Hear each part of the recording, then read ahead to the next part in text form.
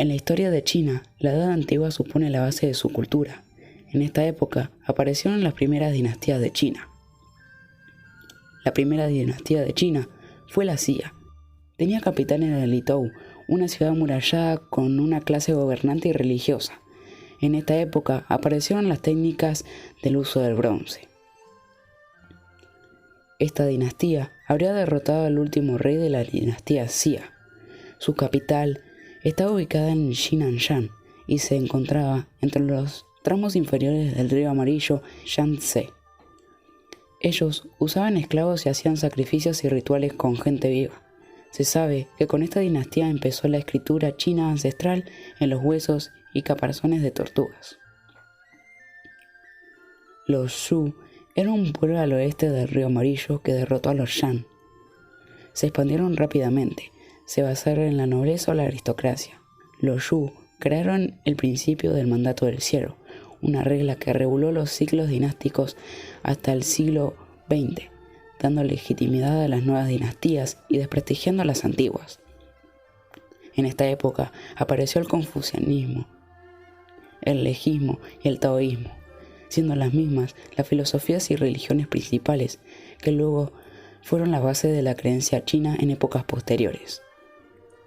Además, se dividió en dos periodos, las primaveras y los otoños, que era la división del territorio en 170 estados independientes que hacían guerras entre ellos, y el de reinos combatientes, con la que de los 170 ganó uno solo, el imperio Qin, siendo Qin Shi Huangdi el primer gobernante y emperador de la historia china.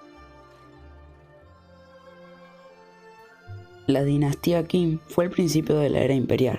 Duró poco. Usó el legalismo y la centralización del Estado para controlar toda China. Este emperador mandó unificar la Gran Muralla China, la quema de libros de la historia antigua, el perseguir del confucianismo y el asesinar a cualquier opositor. Al morir el emperador, su hijo no pudo aguantar al país y surgió una nueva dinastía. Tras el derrocamiento de los Qin, la paz y la prosperidad fueron duraderas bajo el gobierno Han de corte confuciano. Más tarde se inició el periodo de los Tres Reinos y se fragmentó en los Wei, los Shu y los Wu, que lucharon entre ellos en la batalla del Acantilado Rojo. China abrió la ruta de la seda, se hicieron varias expediciones hacia el oeste y además se introdujo el budismo en la cultura oficial de China. China fue reunificada bajo la dinastía Jin, pero estos tendrían que hacer frente durante toda su historia a los pueblos guerreros y nómadas del norte. Fue así que en el año 304 el país volvió a dividirse en un periodo conocido como los 16 reinos, que eran de etnia no china. Esto produjo una gran inmigración china hacia el sur y acabaría siendo dividida por tan solo dos grandes reinos en el periodo de las dinastías meridionales y septentrionales. El norte era gobernado por la etnia Tuoba y el sur por los chinos.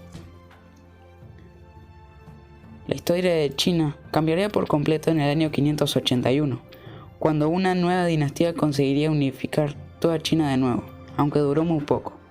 Los Sui consiguieron grandes logros. Uno de ellos fue la construcción del Gran Canal, de más de 1700 kilómetros, que unía los ríos Xuanxi y Yangtze. Fue una de las dinastías más importantes de China. La dinastía Tang se comparó con los indicios de la dinastía Han, debido al gran florecimiento cultural que sufrió el país. Este volvió a basarse en el confucianismo, aunque también aumentaron el número de budistas en el imperio.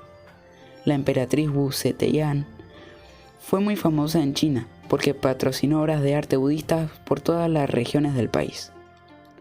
También hubo varias expediciones militares hacia el oeste, pero allí el imperio Tang fue derrotado por los árabes en la batalla de Talas, provocando decadencia y una nueva división de estados. La dinastía Song consiguió reunificar a China otra vez más, con capital en Kaifeng Esta dinastía impulsó el comercio, llegando a fundar grandes ciudades al sur. Pero pronto volverían los pueblos nómades del norte a atacar.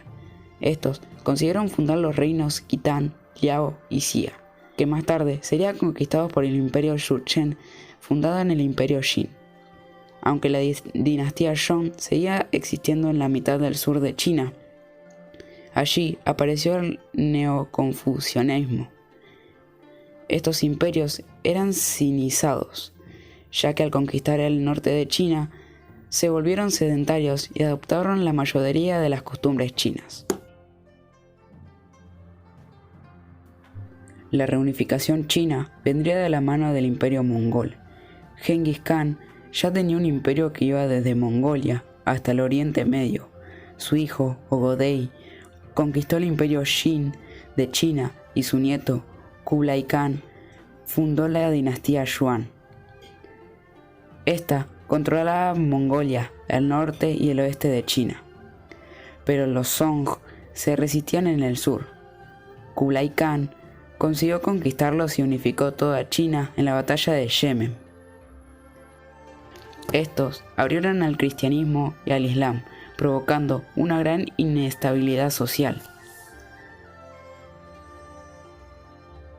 Xuanzang, un líder chino, consiguió organizar una rebelión de turbantes rojos, en el cual derrotaron a los mongoles y fundaron la dinastía Ming.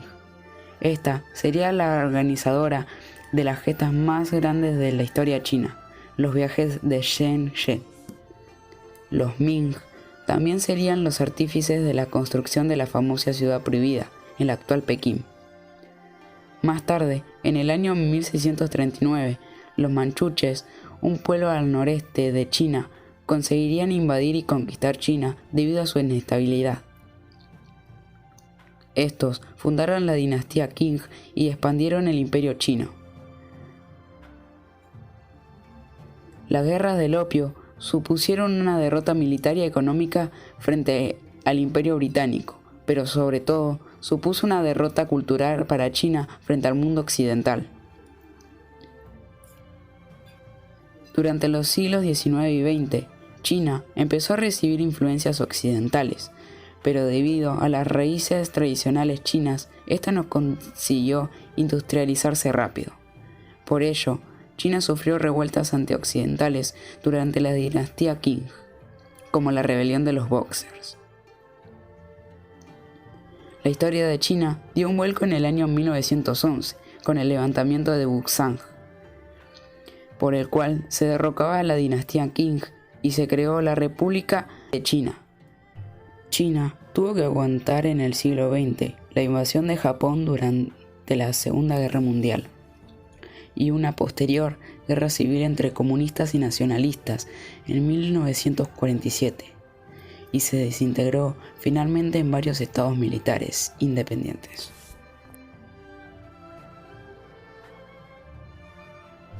La historia de China volvió a girar cuando los comunistas ganaron la guerra en 1949, proclamando a Mao Zedong la República Popular de China desde Pekín. Estos intervinieron en la Guerra de Corea, el conflicto en la frontera india y la Revolución Cultural.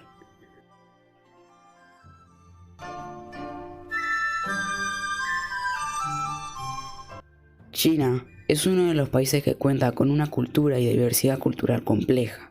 Esto se debe a la antigüedad de la civilización y que en el mismo hay más de 56 grupos étnicos que se distribuyen por toda China. A esto se le suma la amplitud del espacio geográfico.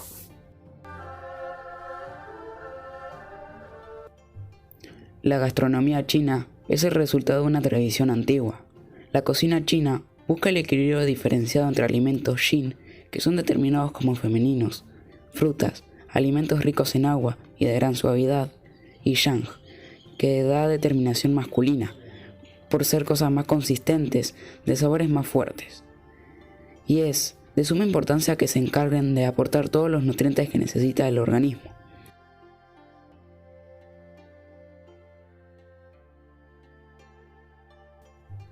La mayoría de estas vestimentas son solamente utilizadas en ocasiones especiales, pero en la antigüedad eran utilizadas casi obligatoriamente. El kipao se creó durante la dinastía Qing, protagonizada por la etnia manchú. Esta obligó a los habitantes, tanto hombres como mujeres, a llevar esta vestimenta. Desde entonces se extendió su uso. Luego solo lo utilizaron las mujeres. Esta prenda es empleada por gran parte de la población y suele utilizarse en las celebraciones. El hanfu es una vestimenta para el hombre y mujer que comenzó a utilizarse en la dinastía Han, en el siglo III a.C. Estuvo utilizándose durante toda la historia china, hasta que la dinastía Qing la prohibió. Además de utilizarse en recreaciones históricas y ceremonias, los diseñadores religiosas se ven influenciados por él para crear prendas modernas.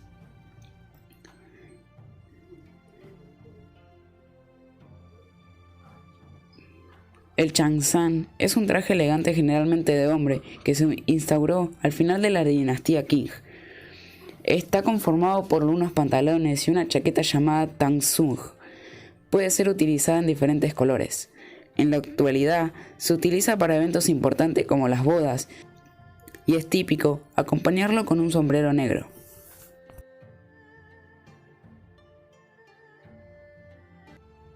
Los festivales tradicionales han servido siempre para rendir homenaje a los antiguos ancestrales. La mayoría de estos se celebran de acuerdo con el calendario lunar chino. El primer día del mes lunar se determina cuando la luna está más delgada. El Año Nuevo o Festival de Primavera es la mayor fiesta del calendario chino. 2 semanas de festividades que conmemoran el comienzo de un nuevo año en el calendario lunar.